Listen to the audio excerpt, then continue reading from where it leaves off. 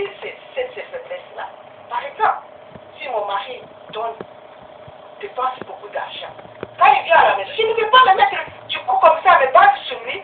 Je dis, oh, ça c'est la faiblesse là.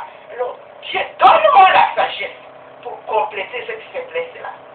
Alors, quand nous agissons comme ça, et nous invoquons la puissance de Dieu, et nous allons voir que nous éviterons beaucoup de divorces et nous allons réussir le plan de Dieu qui est le succès pour le mariage. Merci, Pasteur Sango. De nos jours, le mariage est un peu rare. Selon vous, Pasteur Sango, pourquoi cela? Le mariage est rare. Normalement, ça c'est la pensée du monde. Mais Dieu a, pour ceux qui sont appelés au mariage, Dieu a prévu pour chacun un numéro qui les convient. C'est-à-dire une femme ou un homme qui les convient. Mais pourquoi le mariage est rare aujourd'hui?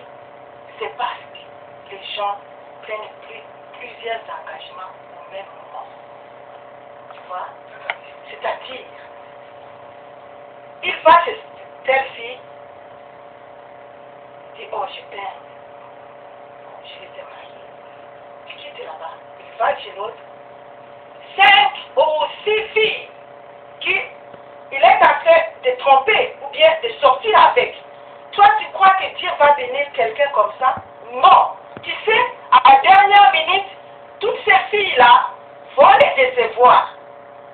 Alors, il sera dessus. Sous ces chocs-là, il va croire, nourrir dans son cœur que le mariage est rare. Non, le mariage n'est pas rare. Mais il y a quelqu'un pour toi quelque part. Mais tu dois être orienté. Si peut-être tu es mal parti, tu invoques Dieu, Dieu va te montrer. Par exemple, prenons le cas des filles aujourd'hui ou bien des femmes aujourd'hui.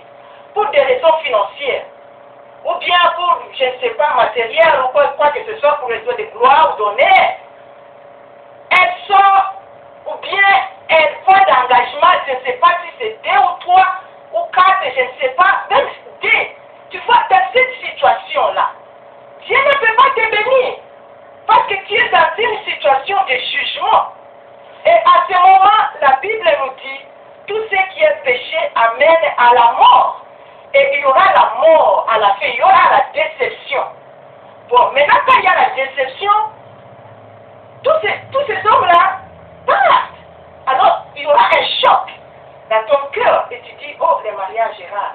Normalement, le mariage n'est pas rare. Quand tu te consacres à Dieu, et tu pries pour qu'il t'oriente, il va t'orienter. Il y a toujours quelqu'un pour quelqu'un. Il y a toujours quelqu'un pour quelqu'un. Donc, ce sont des choses qui font de paix. Pasteur Sango, comment peut-on connaître qu'on est appelé au mariage? Ok, merci pour la question. Oh, pour connaître qu'on est appelé au mariage, il y a d'abord les désirs. Tu vois, quand Dieu appelle l'homme, la première chose, c'est que Dieu fait, Dieu met les désirs de quelque chose. Tu sens que tu as besoin, tu n'es pas créé pour rester. Tu sais, quand Dieu a créé Adam, donc Dieu a vu qu'Adam était triste. Pourquoi? Parce qu'il y avait un désir à lui qui bouillonnait là. Il dit, oh, il n'est pas bon, je lui ferai un même semblant. C'est la même chose. Comment tu peux reconnaître que Dieu t'appelle au mariage, ce désir-là? Tu vas sentir que tu as besoin d'un homme. Tu vas sentir que tu as besoin d'une femme. Alors quand tu sens comme ça, prie Dieu, oriente-moi. J'ai besoin de mon homme, j'ai besoin de ma femme. Oriente-moi. Et Dieu va t'orienter. Amen. Une question importante, Pasteur Sango. Quand peut-on parler du mariage? Coutumier ou religieux? Ok, ça c'est une bonne question. On peut parler du mariage selon la culture. Parce que dans certaines cultures, le mariage commence et s'arrête par les coutumiers. C'est-à-dire, l'homme va dans la famille de la femme, c'est un symbole. Et alors, ça, le mariage est lié. elle appartient à cet homme et cet homme appartient. Donc c'est déjà scellé.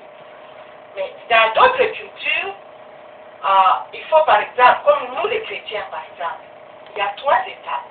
Il y a les coutumiers, il y a les civils, parce qu'il faut partir dans la famille. Après la famille, vous partez chez les autorités.